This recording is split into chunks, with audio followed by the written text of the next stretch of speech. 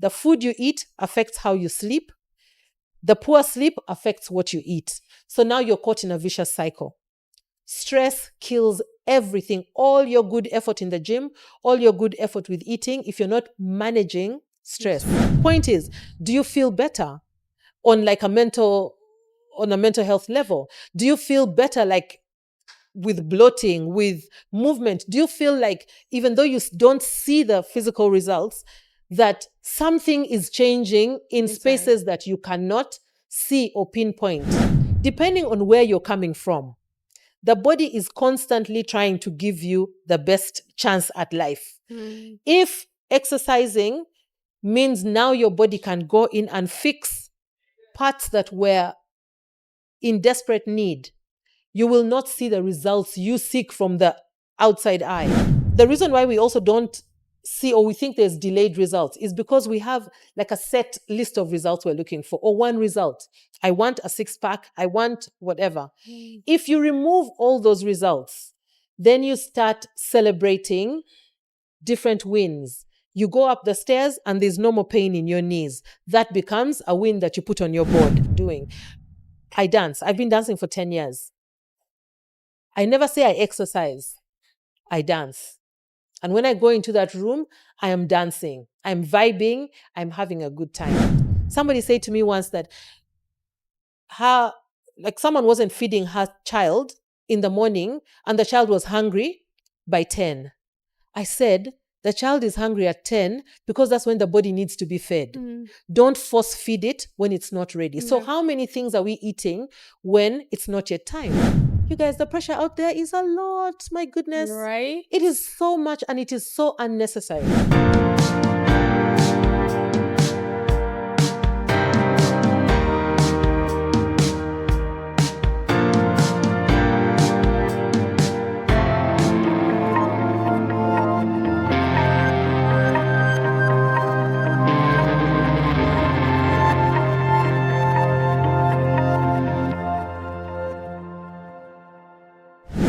First of all, a very healthy mind cannot exist in an unhealthy body. So that's why Gerry Opoka joins us today on the show to speak about a healthy body for a healthy mind, or a healthy mind for a healthy body. Which comes first? Both. And Healthy mind. Healthy mind. Healthy body. And one of the enthusiasts of, workout is Sheila. Or you'll be doing those swimming videos just for content. Do you actually? Canary, I'm going to challenge you to each one of those things that I do. If you're not swimming, you're dancing in the Zumba classes. I want to know if there's actual exercise that takes place. Well, the Zumba coach is here. Okay. I can get you my swimming instructor, my boxing coach. Yeah, and the gym. We do it all for the mind, definitely. So for the mind and for the body. Before we engage Gerry in, what is your experience like? Do you feel better? Do you work out because it's a routine, or you work out to just take away the stress? I work out to look good, and I definitely look good. That one I had forgotten. Yes. News anchor. I work out to look good. I work out to feel good. And I work out to also give off the right energy to the people that I love. Yeah. So how come for me always gave me the opposite? We're getting there, baby steps. Okay. Because I don't get it. Sometimes you're grumpy and then you just get into that water, and by the time you come out, you're feeling better. Yeah. That's good. Gerry, thanks for allowing to be here on the show. It is my honor. I've actually been looking forward to this invite. And I said it earlier before we started shooting, I feel like after this episode, I'm going to start working out. Yes, as you should. Yeah. When people complain, hey, your cheeks, you're growing fat, I'm like, thank God I'm dieting. So, you need to work out. I'm like, no, the workout will come later. For now, the diet will do. Yeah. It's going to come. It works, but until the other day I took stairs and my knees were aching. I'm like, this is what it feels to grow old. I guess Gerry is the right person, because even on the group she's been telling us, your knees, you start feeling your knees. So Canary, you're going to work out. Effective Monday. Why is workout important? First of all, for mental health. When we move, it's important to understand that this body in a physical world, so we are spirit beings in a physical world. spirit beings having a spiritual experience in a physical world. Let's go back a little bit. How many worlds exist?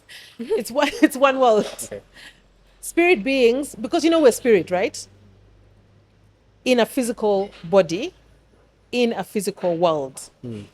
This body is an experiencer of the physical world. So I know you because my physical eyes see your physical self. I know this is a microphone because I know what it looks like. I touch it. So this body, for the body to experience, it has to move. So it is designed in such a way that it functions best when it moves. Unfortunately, movement has now been restricted because of the lifestyles that we live.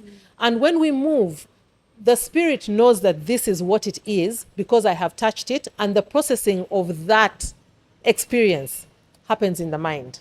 So when we are not moving, we are stagnant. It's like we are in a pool of stagnant water. So because movement has been shrunk, we're sitting all day in office, we're sitting in our cars, we're sitting at home. We now have to find a way to make sure that the body's innate design of function continues, but we are shrinking it into a small window, and we are calling it exercise. So exercise is not just for us to look good. It is for us to feel good. It is for the body to function the way that it is meant to function. But because we're not doing the walking, we're not doing climbing, we're not doing lifting of things in everyday life, you go to a place and you have to get your heart rate up by, doing something that really moves your body fast. You have to lift weights, you have to swim, and so on and so forth. So that is the importance of exercise, is to continue having the body function the way that it was meant to function. And if you don't, many things fall off. Your physical health, your mental health definitely struggles. Never had explanation for workouts in such a way that So definitely that you'll be embodies a in lot the of gym. stuff. Yeah, I think so. Jerry, how do we convince people like Canary that it's really important? We know it's important, but to actually get up and start doing something. And sometimes for people, when you say exercise, they think, I have to start up here. Yes. I have to go to the gym 5 days a week. I have to swim, I don't know how many days. But to actually say, I'm going to start on this in whatever way I can, but I'm going to start. So first of all, exercise is unnatural. It is completely unnatural to fit movement in a specific time, in a specific activity, in specific clothes. So when you understand that, it explains the resistance people have to exercise. Now, we also know our bodies will tell us that we need to do something, to exert ourselves. You feel it, like you said, you climb up the stairs and suddenly your knees are starting to hurt, your back is starting to hurt, you're not sleeping well, you just feel like you are not right. Before you get into any real disease, you feel the effects of no exercise, and your mind tells you immediately, I think I need to work out. When I give the explanation of how the body was designed, I want people to understand that beneath that thing that we call exercise, there is a deeper reason, that is the experiencing of life. But when we realize that we want to exercise and it is time to exercise, we look around and say, who is exercising? Like, who do I know who's exercising? Now, you look at Sheila. Sheila is doing laps in the pool. And you're like, you know what? Fine, I'm ready. I'm going to go and do. How many laps are you doing, Sheila? 30. Okay, I'm going to try and do 25 laps. I think I can. So we go in hard because we want the results quickly. Not realizing that Sheila has been at this for a year, for 2 years, for 3 years. She has built, her stamina and momentum from 2 laps to 5 laps to 10 laps. So because we want to rush, like everything else in this life, we want to get there quickly. We're going to try and get into fitness or exercise and do it hard and fast. And we're going to burn out very quickly and give up. Or try, dabble in different things, many things, without quite understanding what is right for us, what we want. We're looking for which one gives the best results, but also what results are we looking for? If you come in because you're feeling pain in your knees, and maybe you don't like what your cheeks look like, that many times defines what we go for. For us, for example, women in our 40s and 50s and above, and late 30s, people will say, oh, you need to do strength training because that is what's right for you. Then somebody goes in and they're lifting, they're, Yeah. but the body needed to start somewhere and keep moving. But also, is it dance? Is it aerobics? Is it walking? Is it lifting? So that when you know what you want, now you start mixing it up. Physical, but also what gives you clarity of mind? What makes you finish and you're not feeling like, oh my God, today I was hammered. People are building a thrill out of being hammered, but being hammered is being hammered also. It causes a stress on your body, the same way you feel it in your mind. It's just that you feel like there's a trophy for the suffering. The body does not appreciate that. So try different things and see what makes you feel good for a longer period. And now you start to inch closer towards those that give you that until you zero in on what works best for you. We have different bodies. Yes. Why can't I run for an hour without feeling pain in my lower stomach? And that's what I think puts for me off exercise. Yes. It feels good when the guys online are sharing their routines, just done 20 kilometers. I can't even do I one. can't do one. Why can't I? Why are our bodies that way, designed that way? So, without going deep into the makeup of our bodies, we all have a sort of unique role to bring to a community that we're in. And that, depending on what the role is, the body is designed to carry that activity or that role that you're supposed to do. There are people who work best in a small environment. They don't need to go far.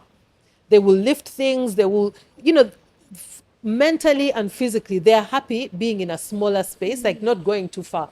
Then there are those who are explorers. They want to walk long distances. They want to know what is happening beyond the village, beyond the town. They're the ones who will be hiking, up mountains. Like their thrill is in that. But also, while it is their exercise, it opens their mind to what is out there. They're ideally supposed to come back and tell the community what is on the mountain and what they have seen and how we can, put some of what they have seen into our lives. Now, I dance. I can dance for 5 hours straight. I can go What? hard. I can go soft. I cannot run. You can't run. No. I don't like it. I feel like from head to toe, like there's a pounding. I'm thinking, what is happening to us? I don't like lifting. Although I know that if I decided to lift or do some of those harder exercises, I will get addicted very quickly. Like the rush will be too much and I want to keep pushing and showing that I can. But that is going to Affect you. it's going to be counterintuitive to my body. So if dancing keeps me happy for a week, I will dance. However, I know what is important for the body. I know that the cardio is good. I also know that strength is good and resistance is good and flexibility is good. So how do I build that into the dancing that I'm doing? Because I'm not going to go and do another workout. Can I dance with weights? Can I dance while doing, can I, throw in some planks? Can I do stretches that give me the flexibility that I need? So I've learned that this is what I want. Let me build everything that's important into that. So you can't run, it's perfectly okay. There's something else that you can do. Now that you've knocked out the running, try walking, try hiking, try cycling, try horse riding. You never know which one works for you. I think from what Gerry is saying, my takeaway for that one is do you. Yes. Because I may be able to box, swim, gym, dance, and maybe someone else can. But also, why is Sheila doing all that? Yes. She has chosen to do it because she has her reasons. Yes. But probably then work for you, Canary. But what I've also seen with social media and as we interact with people is people want you to see, people give you what they want you to see. So if someone went out there and posted, I've just done 20 kilometers, They want you to see it.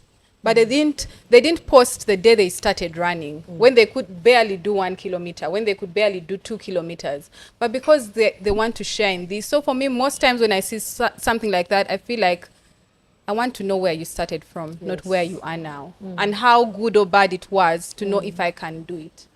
Yeah. So, Gerry, so where do we begin? Today, when we're done here, I want you to, if you don't do any exercise at all, if you don't do any exercise at all, I tell people, you have a house. I don't care if it's a bungalow house, if it's an apartment block. Can you purpose to walk around that 10 times? If you do not want That I to can go do. anywhere, can you purpose to walk around that 10 times? Then build that up to 30. Put music in your ears. Listen to a podcast like this amazing podcast. Find something that distracts you from what you're doing, but also allows you to do it. Time yourself, and that's it. I tell people also, if you say, I want to walk for 30 minutes, give yourself a 15-minute stretch. At 15, you know that walking back is also going to be 15. Don't walk 30, and then now you have to come back another 30. So if I want to do 30 minutes, 15, come back 15. But start really small and comfortable. And when you feel like, okay, that is done, I want to go a little bit further. Some people also can add attractions. I will walk a very long distance when I'm distracted, which happens all the time anyway. I will be distracted by cars, by plants. I'm always taking pictures. Like, I go far when I'm not focusing on the walk. I'm focusing on life around me. That's me as yes, well, if you yeah. take away from the activity that you're doing, I dance. I've been dancing for 10 years. I never say I exercise. I dance. And when I go into that room, I am dancing. I'm vibing. I'm having a good time. So that, I think, for me is a starting place. Remove the exercise and then focus on movement and a distraction that allows you to just be. Just feel your body as you walk. How do I know I'm pushing too much or not doing anything anyway? The beautiful thing is that our bodies communicate all the time, every time. The minute you're doing too much, you feel it. You feel like, oh, I think I'm tired now. You continue. You feel like, okay, enough. Your muscles also start to tense up. Then you know that I've done enough. I've done more than I should. Also, after that, what does your body tell you? We are taught to prioritize pain sometimes as, a trophy. No gain without pain. I threw those mantras away a long time ago. We don't have to get to a point of pain, because when you're doing life, you don't do life until the point of pain. This is what the movement is mimicking, normal life. So if you feel like now you've reached a pain threshold, then know that that is enough. That's your body communicating. If you feel like you have walked and you feel absolutely nothing, celebrate your walk, but the next day push a little bit, challenge yourself a little bit to get out of that comfort zone that you're in. The body will communicate. All right, so the last thing we're going to talk about will be delay of results. I mean, I think the last time I went to the gym is because I walked out and I'd done 6 months. Like, nothing is changing. And I was feeling very disappointed. That's probably why I've not gone back. I know, of course, exercising is good. I've just been trying to gather the courage. That's why Sheila is like fighting with me to go. But with no results or delay of results, like, stomach is not going. Yeah.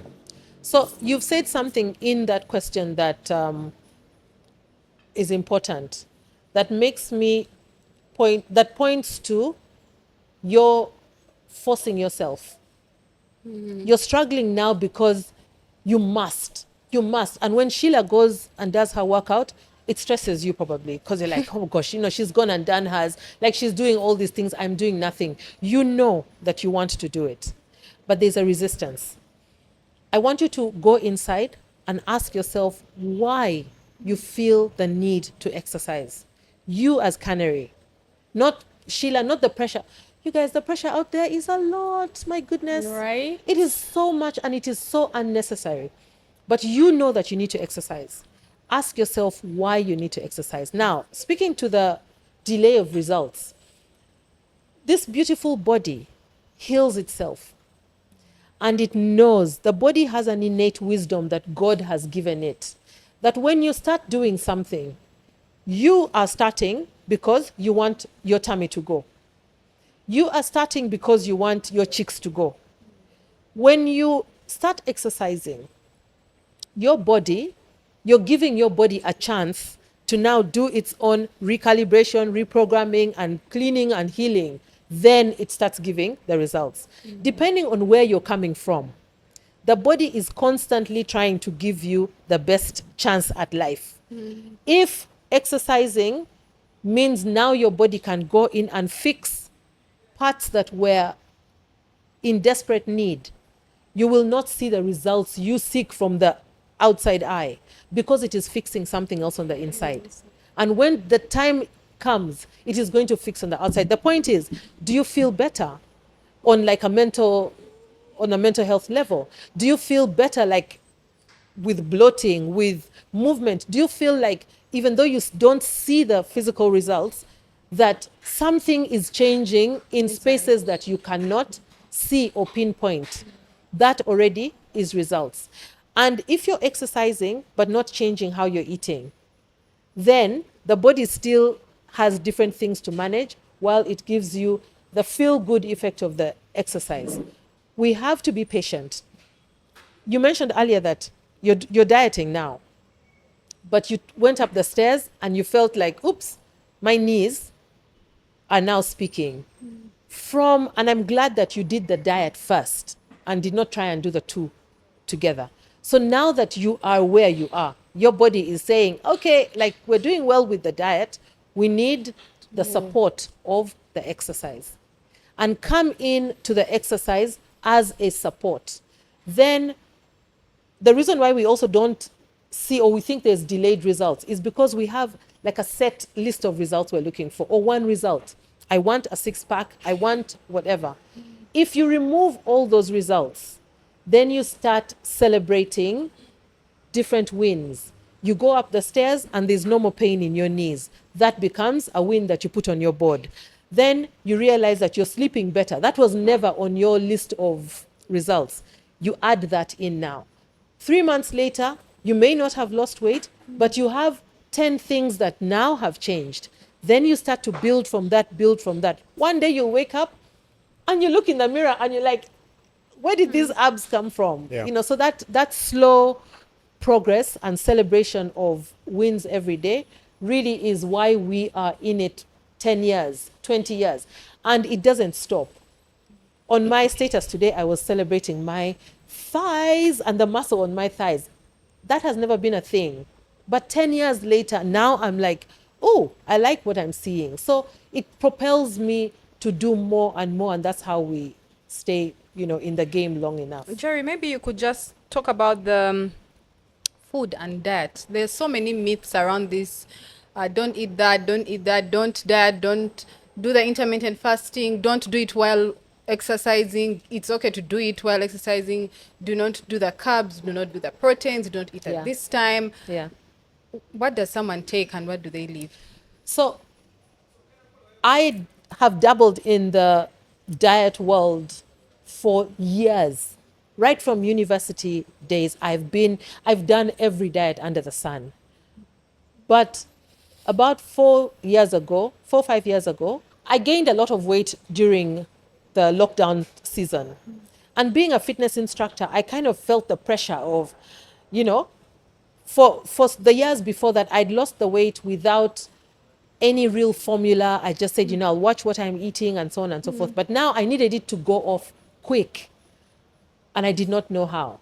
But I sat back and I said, what do I know about food? What do I know about this body? What do I know about the mind and the role it plays in the eventual results that we get? I went back to the drawing board and I started learning about food, different food groups, the time that we eat, the order in which we eat, how we sleep, how we move, how we process, how we relate with one another. All these things add to the pile of weight or the struggle with bodies that we have. Food is simple. If you remove all the commercialization of food, things become very simple. If you look at the stress, I think one of the biggest challenges we have is the control on our minds that is things pulling our attention. But then they sell us convenience. What is convenient? Or rather, convenience. Walk into a convenience store and see the kind of food they're selling. It is all unhealthy. Why? So that we can we can create convenience to go back to the grind, to go back to stress. We don't want to cook homemade meals. Just go 2 generations back to our grandparents. What did they eat? When did they eat? How did they eat? What did they do when they woke up in the morning? They exercised. How? They walked to the garden. They dug. They carried a small meal. When they came back from the garden, what did they eat while they were out there? They picked berries and fruits that were in season, because in that season, that is the fruit that God has prepared to support us with. Look at the season when we have oranges and see how many people have flu in that season. Because the vitamins from the oranges are going to support what is happening to us at that time. So you have to go back to the drawing board. Unfortunately, there's no simple answer. But carbohydrates, processed foods, ultra-processed foods have become the norm in our homes, in our worlds. We wake up and the first thing we do is prepare breakfast. If you have a little child, you'll think about the struggle that you have feeding them in the morning. Because we feel like they're going to school, oh my God, they'll be hungry. Somebody said to me once that someone wasn't feeding her child in the morning and the child was hungry by 10. I said, the child is hungry at 10 because that's when the body needs to be fed. Don't force feed it when it's not ready. So how many things are we eating when it's not yet time? Someone is going to sell you chewing gum for breath. But why do you have bad breath? It's all the other stuff that you're eating. Cut it out and you won't need to chew gum.